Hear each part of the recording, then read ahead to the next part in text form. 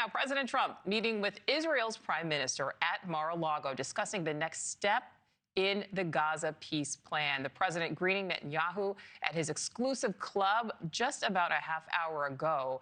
So the first phase of this ceasefire began in October. It has mostly held, although both Israel and Hamas have accused each other of violations. Progress, though, since has been slow. But President Trump is looking to move forward to phase two. One aspect that remains unsettled is disarming Hamas, something the group has not yet agreed to.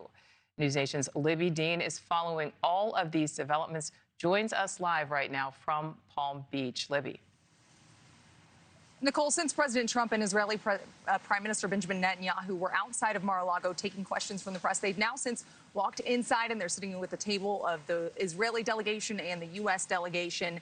And President Trump briefly taking questions and making a statement there as well, saying in the 5 minutes since they walked outside and inside, they already settled 3 of the difficulties that he was bringing to this meeting. Now, the president also says in those remarks that he thinks that his relationship with Netanyahu can't get any better. That was what the president said, despite, of course, some officials claiming that Netanyahu was slow-walking phase 2 of this ceasefire deal. And that's what you were just mentioning there at the top of this, saying that phase 1 is not completely implemented because the remains of that Gaza, that hostage who is deceased, still remain in Gaza. And President Trump revealing that the parents of that hostage who is deceased are actually inside Mar-a-Lago and were meeting with the president and Israeli Prime Minister Benjamin Netanyahu, who had already met with them previously. Now, President Trump, at the top of all of this, as I mentioned, had started his remarks actually with a warning for Hamas, saying that they have to disarm, and then continuing to compliment Netanyahu really time and time again during these remarks about the ceasefire implementation,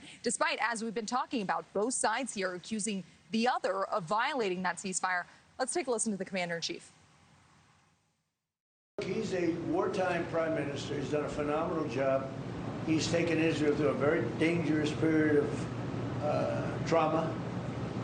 Israel, with other people, might not exist right now, if you want to know the truth. That's a pretty big statement, but it's true. I feel that. You had the wrong prime minister. Israel right now would not exist because they were met with a force the likes of which very few countries could have handled. And we worked together, and we were extremely victorious, to put it mildly.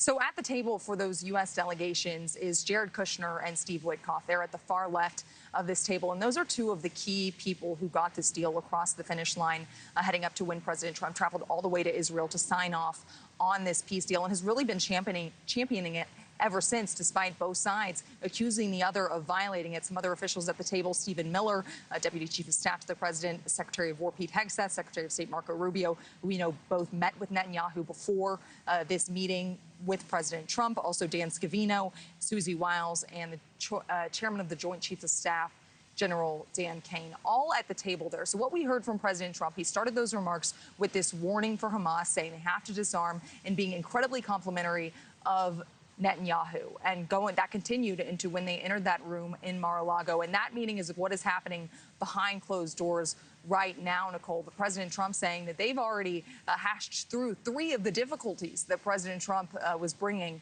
to this meeting. Nichole. All right, Libbey Dean live for us there in Palm Beach, Florida. Libbey, thank you. Thank you for watching. Subscribe below and download our NewsNation app right now on your phone, and you will get fact-based, unbiased news for all Americans.